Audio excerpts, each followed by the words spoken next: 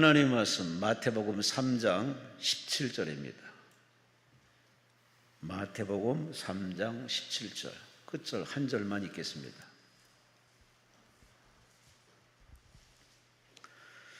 마태복음 3장 17절 우리 함께 말씀을 합독하십니다.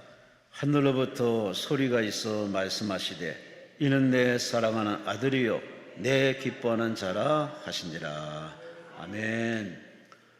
원래 오늘 강사님이 호용환 목사님이신데 갑작스러운 사정으로 오늘 못 오시고 우리 친구 되시는 우리 김관선 목사님을 추천하셔서 모셨습니다. 서초동에 있는 산정은교회 우리 김관선 목사님, 기독신문의 주필이시면서 산정은교회 담임 목사님 되시는 우리 김관선 목사님이십니다. 오늘 본문을 가지고 사랑하는 아들, 기뻐하는 자라는 제목으로 말씀 주시겠습니다. 목사님 나오십니다. 우리 하나님께 감사와 영광을 쏠리시기 바랍니다. 할렐루야. 저를 소개를 하셔가지고 대타로 온 사람이라는 걸 소개해 주셨습니다. 제가 원래 이 자리에 있어야 될 사람이 아닌데,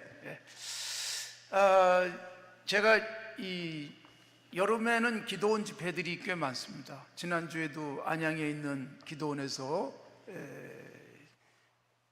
4일 동안 집회를 하고 왔고, 이제 끝나면 바로 또 다른 기도원에 지금 갈 건데, 한국교회는 이 기도원에서 기도하는 사람들이 있기 때문에 희망이 있다라고 믿습니다. 바로 여러분들이 한국교회를 지탱하는 힘이고 또 살릴 수 있는 원동력일 줄로 믿습니다. 기도 외에 다른 어떤 것으로도 하나님의 역사가 나타날 수 없습니다. 아무리 한국교회가 위기다 그렇게 말해도 여러분 기도하면 하나님께서 직접 우리 가운데 역사하실 줄로 믿습니다. 오늘 기도원에 오신 여러분, 이 아침도 주님의 놀랍고 신비한 능력의 역사를 경험하시고 말씀의 위로가 우리 가운데 있기를 바랍니다. 자, 여러분 오늘 마태복음 3장 17절을 읽었는데 마태복음의 중요한 주제가 뭐냐 하면 예수님과 하나님과의 관계를 표현해 주고 있습니다. 자, 예수님은 하나님을 뭐라고 불러요? 아버지라고 불렀고, 오늘 본문에 보니까 하나님께서 예수님을 향해서 이는 내 사랑하는 뭐라고요? 아들. 이게 강조되어 있는 거예요. 특히 마태복음은 처음부터 끝까지 이게 아주 중요합니다. 하나님은 아버지, 예수님은 그 아들. 그래서 마지막 예수님이 마태복음 28장 19절에서 너희는 천하에 다니면서 복음을 전파하라는 마지막 명령을 주세요. 그런데 아버지와 아들과 성령의 이름으로 세례를 베풀어라 그랬어요. 하나님과 예수님과 성령이 아니라 아버지와 아들과 성령의 이름. 그래서 예수님이 아들로 강조되고 있는 것입니다. 그래서 1장부터 28장까지 하나님의 아버지다, 이 부분을 굉장히 많이 강조하고 있습니다. 4장에 보면 예수님이 시험받는 사건이 나오죠. 마귀가 첫 번째, 두 번째 시험에서 전제한 것이 있어요. 내가 만일 하나님의 무엇이라면? 아들이라면 돌로 떡을 만들어라, 그리고 성전 꼭대기에서 뛰어내려봐라, 이렇게 유혹을 합니다. 그러므로 하나님의 아들됨을 증명하시는 예수님은 그런 것들이 아니라 다른 것으로 분명하게 증명해 주십니다. 마태복음 5장, 6장, 7장을 뭐라고 불러요? 산상설교라고 부르는데, 산상설교에 예수님이 하나님을 아버지라고 부르는 게 집중적으로 나와 있습니다. 너희 아버지, 우리 아버지, 하늘에 계신 아버지. 그래서 5장부터 7장까지 무려 18번 나옵니다. 6장에만 13번 나옵니다. 하나님이라는 표현은 굉장히 절제되어져 있습니다.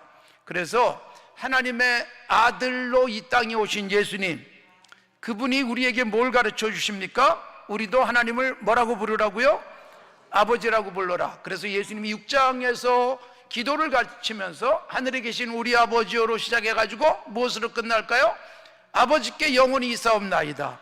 그래서 여러분, 짧은 기도 속에 하나님이라는 말은 한 번도 안 나옵니다. 아버지, 아버지, 아버지, 아버지만 계속 기록되어져 있습니다. 그리고 여러분, 예수님께서 시몬 베드로의 신앙 고백을 16장에서 받으세요. 16장 16절 세상 사람들이 나를 누구라 하느냐? 그리고 예수님이 바로 제자들에게 너희는 나를 누구라 하느냐? 그때 여러분 시몬 베드로가 고백을 하죠. 주는 그리스도시요 살아계신 하나님의 아들, 그렇게 고백을 합니다. 그래서 마태는 베드로의 신앙 고백에서 그리스도입니다, 하나님의 아들입니다까지 기록을 해주고 있는데, 이 신앙 고백이 마가복음 8장에도 나와요. 거기는 뭐라고 되어 있는가 하면 주는 그리스도입니다 까지만 나와요.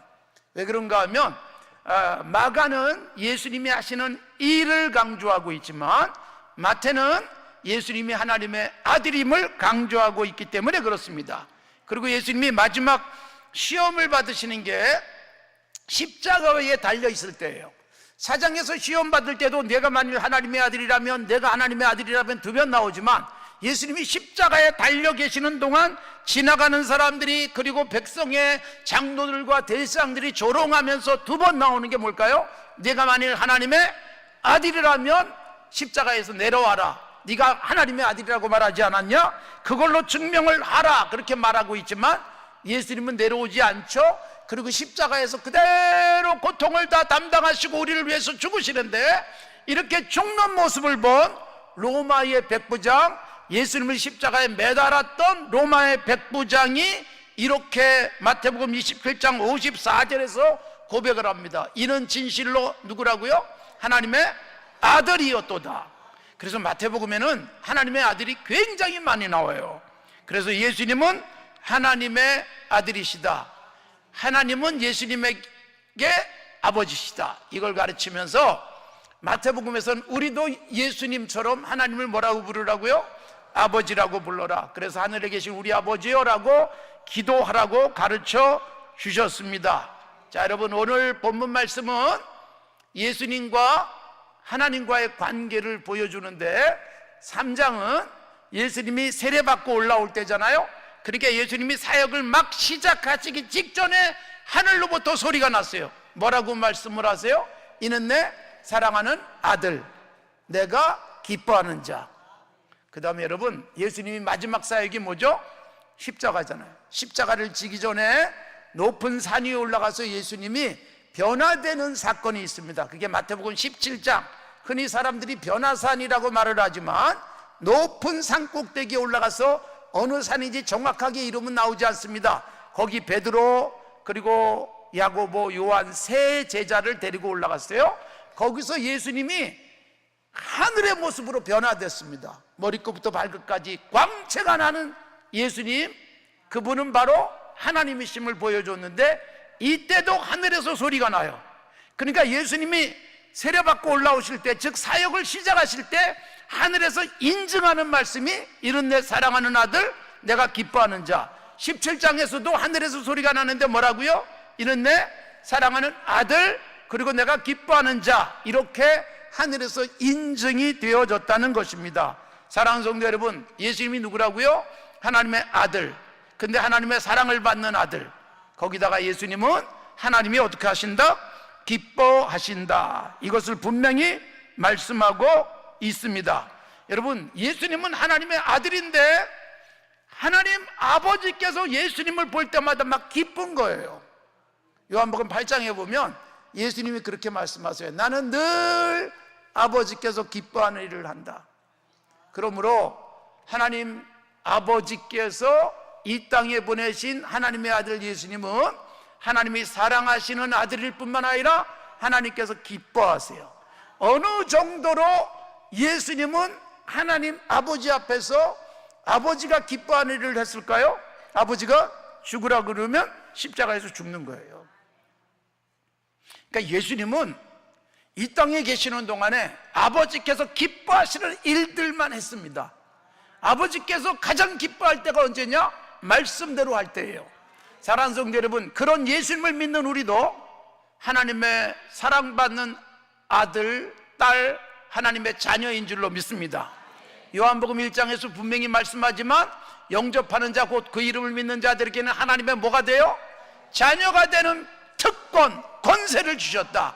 여기 앉아 계신 여러분, 하나님의 자녀인 줄로 믿습니다. 여러분, 우리가 누구의 자녀냐가 굉장히 중요합니다. 아버지가 가지고 있는 힘이 자녀들에게 굉장한 자부심이 되기도 하고 주눅들기도 해요. 제가 산정인교회 부임한 게 1994년 12월 27일 날이에요. 그래서 올해로 30년째를 맞이했습니다.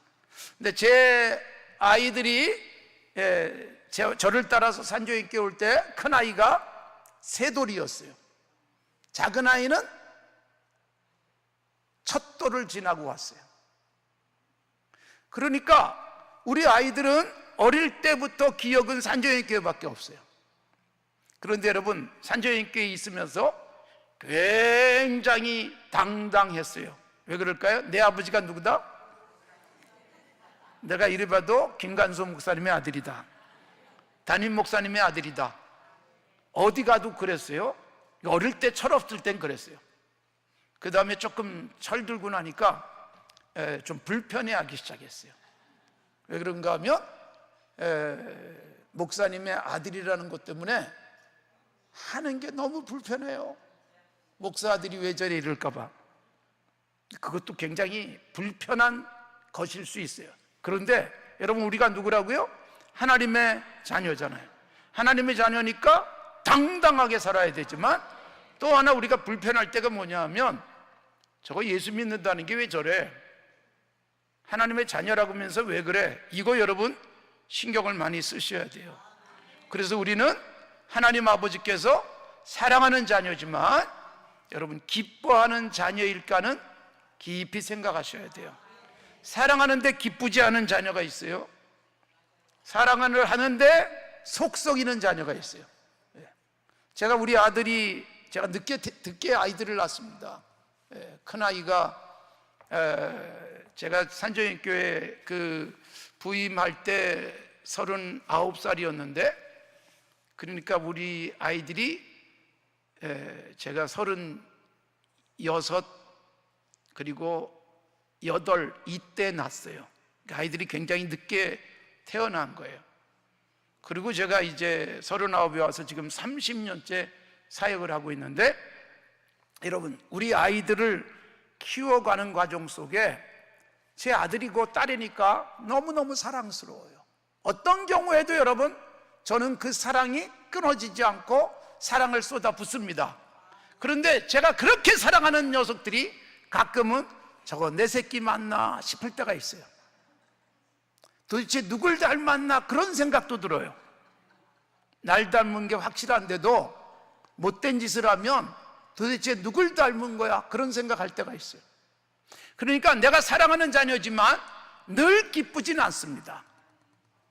우리가 여러분, 하나님 아버지께서 예수님을 향해서 사랑한다 그리고 기뻐한다라고 말씀했는데, 우리들도 분명히 사랑하시는 줄로 믿습니다.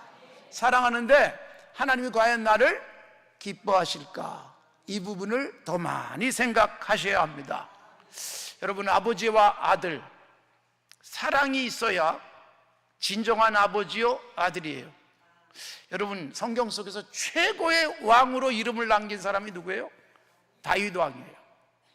예수님이 누구의 후손으로 불렸어요?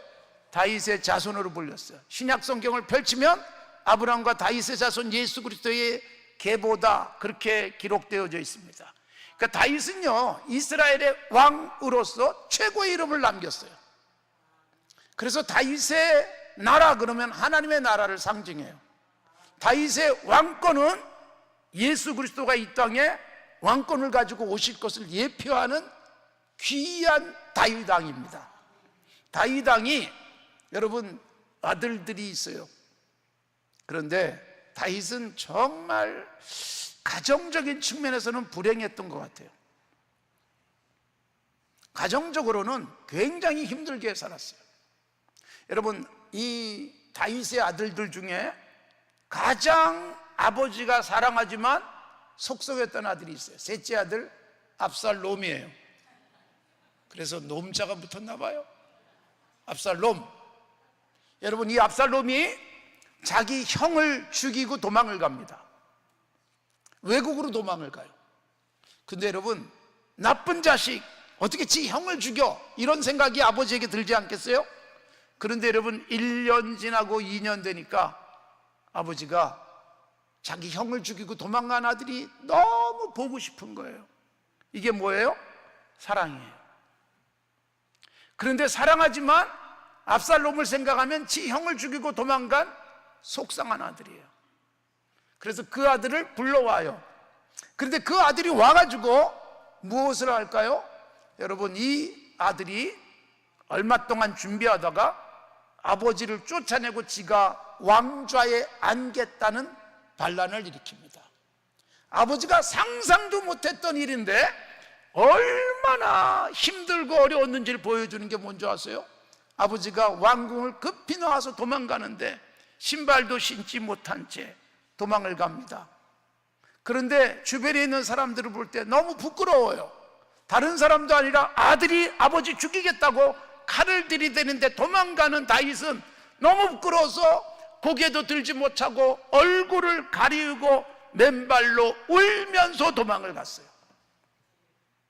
근데 여러분, 조금 있다가 다윗의 사람들이 힘을 다시 정비하고 압살롬의 군대와 다윗의 군대가 싸웁니다. 누가 이겨요? 다윗의 군대가 이기죠. 여러분, 항상 선이 악을 이기는 줄로 믿습니다.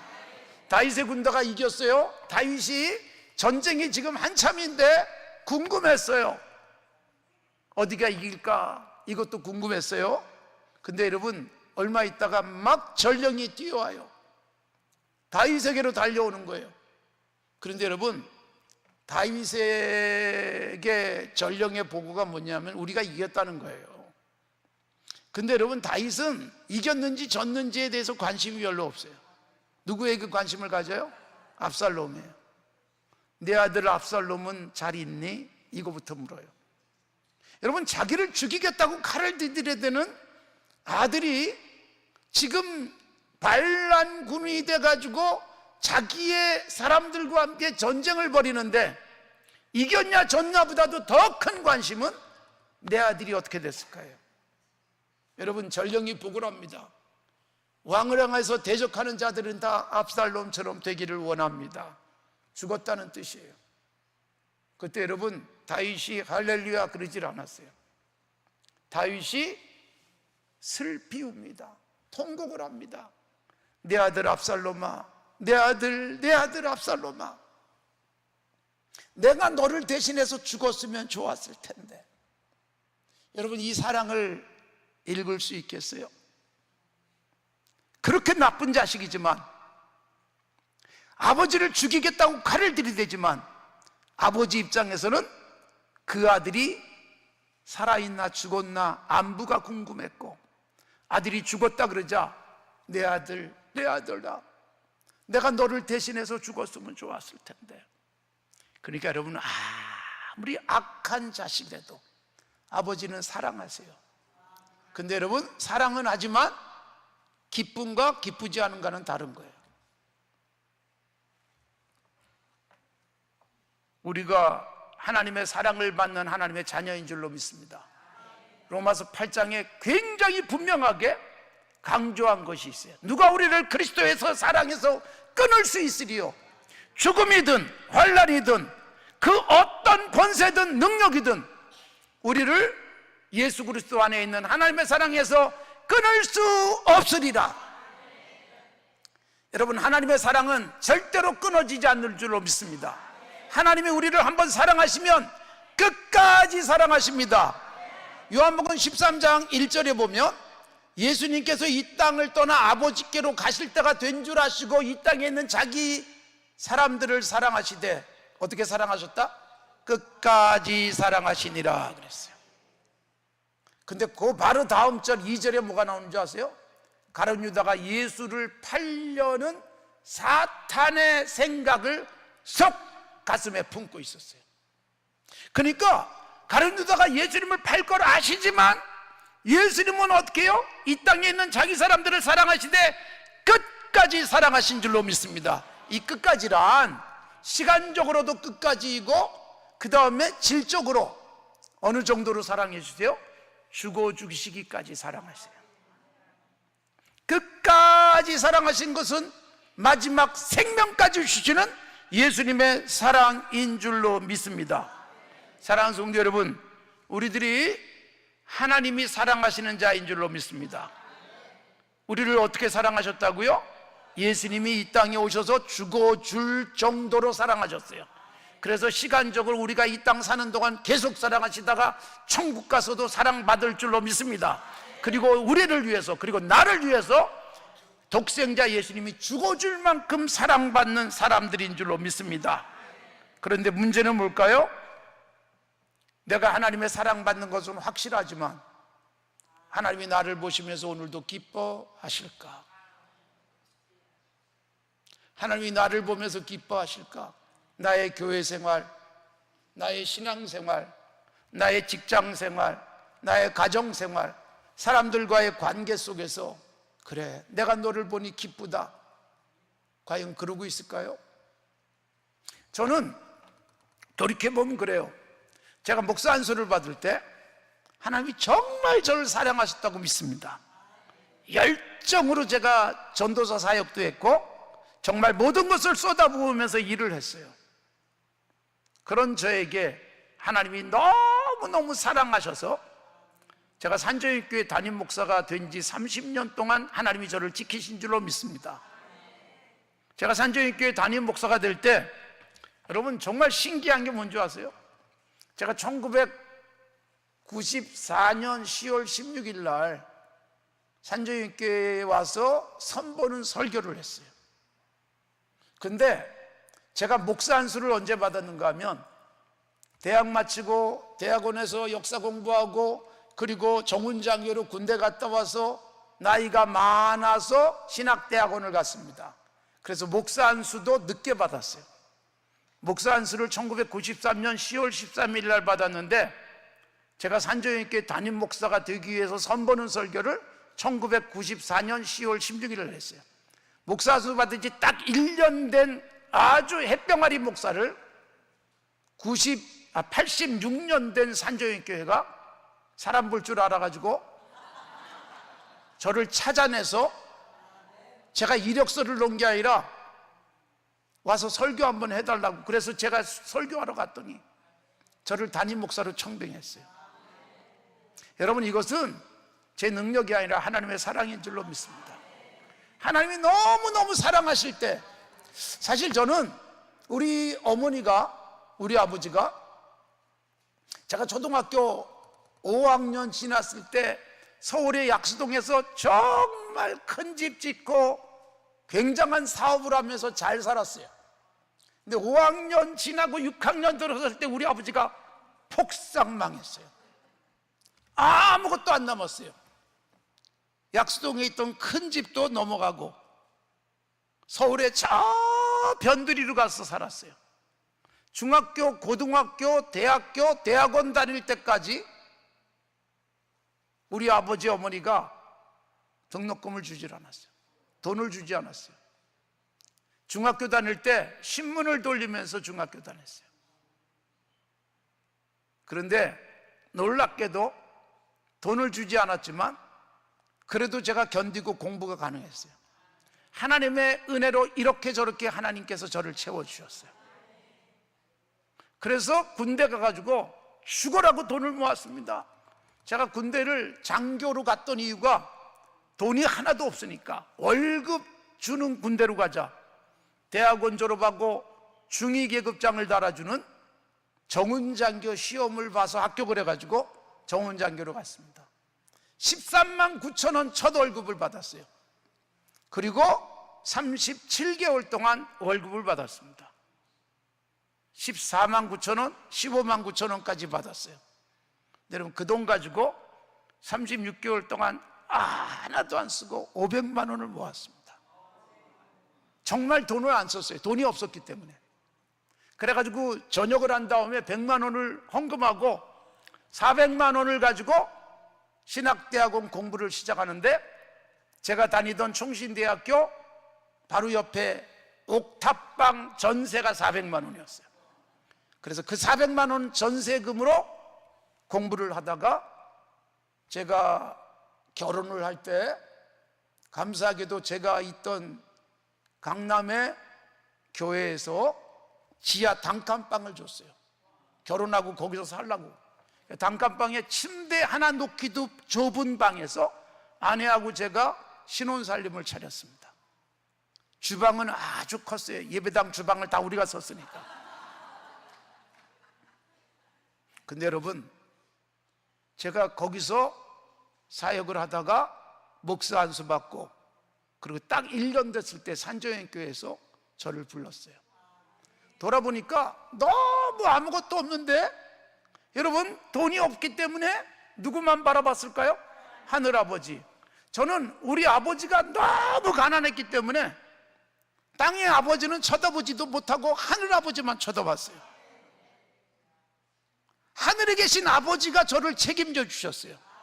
그리고 하늘에 계신 아버지가 저를 볼 때 그렇게 가난해도 이쁘게 보인 것 같아요. 사랑하시면서 기뻐하신 것 같아요. 제 꿈이 목사 되는 것, 거기에 맞춰서 끊임없이 달려갔습니다. 이왕 목사가 될 바에는 그래도 공부 좀 더 하자, 역사를 좀 더 공부해야지. 그리고 대학원까지 가서 사학을 공부하고, 그리고서 군대 갔다 와서 신학대학원을 했어요. 여러분, 저는 자라는 과정 속에 어머니 아버지가 물론 저를 사랑하셨지만 돈은 주지 못했어요. 그 바람에 하늘아버지를 쳐다봤고, 하늘아버지께서는 저를 그래도 기쁘게 여기셔서 공부할 수 있게 해주셨고, 산조연교회 담임 목사가 되게 해주셨어요. 30년 지내놓고 보니까 무슨 생각 드는 줄 알아요? 하나님이 정말 저를 기쁘게 사랑하시는 때는 그때인 것 같아요. 지금 30년이 됐는데 제가 그때만큼 자신이 없어요. 하나님이 지금도 나를 기뻐하실까? 지금 제가 여유로워졌잖아요. 돈도 꽤 만지고, 우리 아이들도 여러분 잘 커가고, 예? 음악하는 우리 아들은 서울예고 다니고 서울대학교를 마치고, 또 사회복지학을 공부한 우리 딸은 열심히 공부해서 사회복지사로 지금 활동하고 있고, 그러니까 모든 면에서 정말 넉넉하고 풍성해요. 그러나 여러분, 제가 지금도 생각하는 게 뭔가 하면, 그렇게 힘들고 어려울 때는 하나님 아버지밖에 바라볼 수가 없어서 아버지 하나님 바라보고 살았는데, 그런 나를 하나님이 사랑하시고 기뻐하시면서 길을 열어주셨는데, 지금도 하나님이 나를 기뻐하실까? 이게 제게는 늘 숙제예요. 교회 다닌 지 50년 됐으니까, 예수 믿은 지 60년 됐으니까 당연히 하나님이 나를 기뻐하시겠지가 아니라, 오랜 세월 예수 믿고 신앙생활 했는데 하나님께서 내가 예배하는 모습을 보면서 과연 기뻐하실까요? 내가 돈을 쓰는 모습을 보면서 하나님이 기뻐하실까요? 내가 돈을 버는 방법을 보면서 하나님께서 기뻐하실까요? 사랑은 절대로 변하지 않습니다. 문제는 뭘까요? 하나님께서 기뻐하시는가, 그렇지 않은가예요. 여러분, 하나님은 우리가 좋은 일을 많이 해서만 기뻐하시는 게 아니에요. 다윗이 최고의 복을 받습니다. 사무엘하 7장에서 다윗이 받은 복, 다윗이 여러분 최고의 복을 받는데, 왕위가 영원할 것이다, 대적들을 다 꺾을 것이다, 대를 이어서 왕위에 네 후손들이 자리를 잡을 것이다. 여러분, 다윗 언약이라고 말하는 사무엘하 7장에 보면 너무너무 큰 복을 받았어요. 얼마나 큰 복을 받았는지 몰라요. 근데 그 복이 어떻게 하나님으로부터 약속된 줄 아세요? 사무엘하 7장에서 다윗이 궁전에 거하면서 하나님의 언약궤를 모신 성전을 보니까 아직까지 바람에 펄럭거리는 성막이었어요. 야, 나는 백향목 궁에 사는데 하나님을 상징하는 언약궤가 펄럭거리는 성막 속에 있다니 너무 가슴이 아파서 나단 선지자를 불러서, 선지자요, 내가 성전을 짓겠습니다. 그랬더니 선지자도 너무너무 기뻐했어요.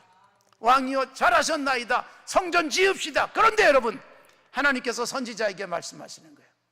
다윗은 많은 전쟁을 해서 피를 흘렸기 때문에 샬롬, 평화의 상징인 성전 짓는 것은 어렵다. 그래서 성전은 누가 짓는가? 샬롬, 솔로몬, 평화의 왕인 아들 솔로몬이 짓게 하셨어요. 그러나 여러분, 어마어마한 복을 주셨어요. 다윗이 죽을 때 하나님 앞에 헌금한 것이 역대상 28장 29장에 나오지만 너무나도 많은 헌금을 성전을 위해서 드려요. 그리고 역대상 29장 제일 마지막 28절에 보면 다윗은 나이 많도록 부하고 존귀하다가 죽었다 그랬어요. 오래 살았죠? 그런데 존귀했죠? 그리고 그가 죽자 아들이 왕이 돼요. 그러니까 대대로 복을 받습니다. 여러분, 이 복이 무엇 때문이에요? 생각 때문이에요. 성전 짓질 않았어요. 성전 짓고 싶다는 생각을 했는데 하나님이 기뻐하셨어요. 이것이 내 마음에 있으니 내가 기뻐도다. 이건 열왕기상 8장에 나오는 말씀이에요. 솔로몬이 회상하면서 마음에 좋은 생각을 했더니 하나님이 기뻐하시면서 엄청난 복을 주신 줄로 믿습니다. 하나님께 돈이 없어서 못 드릴 수 있어요. 하나님께서 건강하지 않아가지고 일하지 못할 수도 있어요. 그러나 여러분, 생각만 아름답게 해도 하나님께서는 기뻐하실 줄로 믿습니다. 로마서 8장에 보면 생각 가지고도 하나님과 원수가 될 수 있어요. 육신의 생각은 하나님과 원수가 된다. 그런데 여러분, 좋은 생각하면 하나님이 기뻐하시면서 놀라운 복을 주실 줄로 믿습니다. 사랑하는 성도 여러분, 마음만 갖고도, 생각만 갖고도 기뻐하시는 하나님이에요. 우리는 여러분, 아이고 내가 마음은 그렇지 않은데 이것밖에 없어서 선물을 이렇게 초라하게 합니다. 그럴 때 사람들은 별로 인정을 안 해줘요. 그러나 하나님은요, 과부의 2렙돈도 드릴 만한 마음만 있으면 받으시는 줄로 믿습니다. 그래서 하나님이 기쁘게 받으시는 것은 마음으로 정말 하나님을 사랑하는가. 그러니까 우리의 삶이요, 교회를 얼마나 오래 다녔는가, 얼마나 많은 헌금을 했는가 보다도 마음속에 어떤 생각을 갖고 있는가, 우리의 생각과 중심을 살피시는 하나님이 내가 하나님을 기쁘게 해드릴 수 있는 생각만 해도 복 주실 줄로 믿습니다. 그러니까 여러분, 하나님을 기쁘게 하는 게 쉬울까요? 사람을 기쁘게 하는 게 쉬울까요? 여러분, 하나님 기쁘게 하는 게 훨씬 쉽습니다. 왜냐하면 사람은 오해를 해요.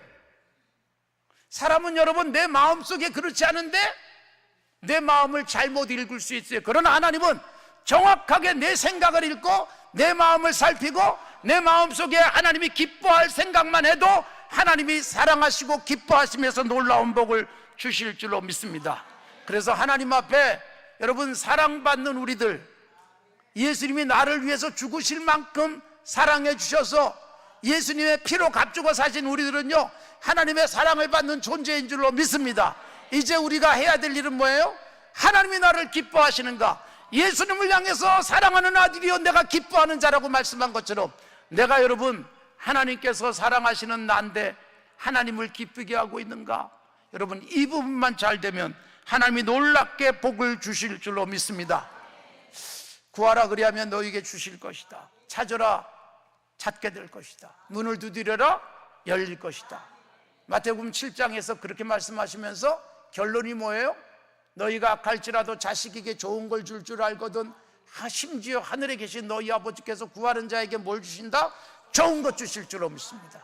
이걸 누가복음에서는 성령이라고 말하고 있지만 여러분, 우리가 하나님이 기뻐하는 삶만 되면 구하면 구한 것보다 더 좋은 것 주실 줄로 믿습니다. 그러니까 여러분, 하나님이 기뻐하시면 내가 달라고 한 그것은 안 주시는데 훨씬 좋은 것을 주실 겁니다. 내가 찾던 그것은 못 찾았는데 훨씬 좋은 것을 찾게 하실 줄로 믿습니다.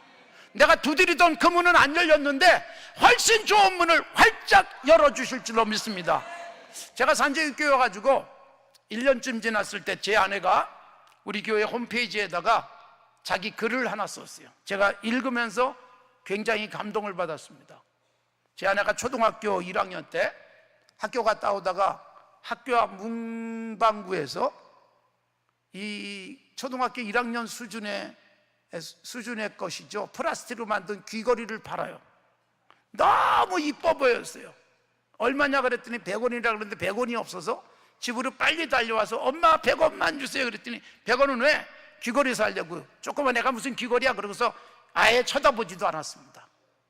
그런데 제 아내가 그 당시 보성고등학교에서 선생님으로 있던 아버지에게 학교로 전화를 했어요. 아빠, 나 문방구에서 파는 플라스틱 귀걸이가 갖고 싶어요. 그랬더니 아빠가 어떻게 했는지 알아요?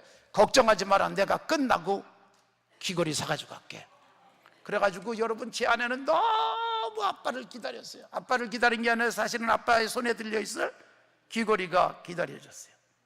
근데 여러분, 아빠가 드디어 퇴근하고 딸에게 와가지고 귀걸이다 그러고 주셨는데 제 아내가 실망했어요.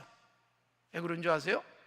사랑하는 아빠가 내 사랑하는 딸에게 플라스틱 귀걸이를 줄 수 없다. 종로 3가에 가서 금으로 만든 귀걸이를 사왔습니다. 근데 초등학교 1학년짜리가 금이 뭔지 은지도 모르니까, 은이 뭔지도 모르니까 자기는 플라스틱 100원짜리를 갖고 싶은데 금으로 갖다 주니까 실망을 해요. 그 바람에 제 아내의 엄마가 그 귀걸이는 가져갔습니다. 여러분, 하나님이 어떤 분이에요? 나를 사랑하시는 아버지신 줄로 믿습니다. 사랑하시기 때문에 누구까지 주셨다? 독생자 예수님을 주셨어요. 로마서 8장 32절, 그렇게 독생자 예수님을 주신 하늘 아버지께서 우리에게 뭘 아끼시겠느냐? 우리가 구하는 것이면 최고의 것으로 주실 줄로 믿습니다. 기도하러 오신 성도 여러분, 정말 잘 오셨습니다.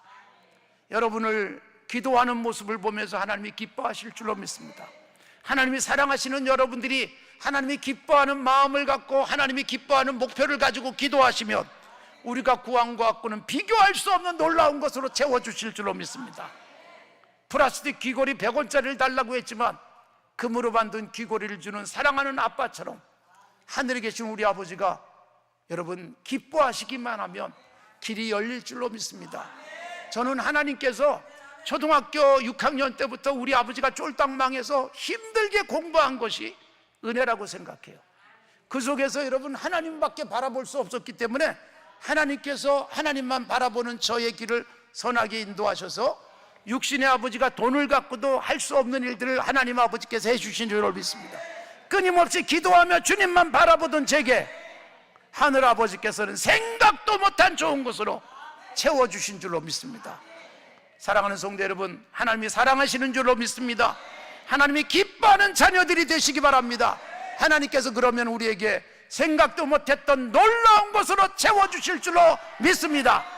여러분, 이 하나님 아버지 바라보며 기도하시고 내가 기도하는 가운데 내가 구한 것과 찾고 두드리던 것보다 훨씬 좋은 걸 주실 주님을 바라보며 기도하시기 바랍니다. 이 시간 함께 통성으로 기도할 텐데, 오 하나님, 내가 하나님이 사랑하시는 줄로 믿습니다. 하나님이 기뻐하는 삶을 살게 하옵소서. 기뻐하는 헌신이 있게 하옵소서.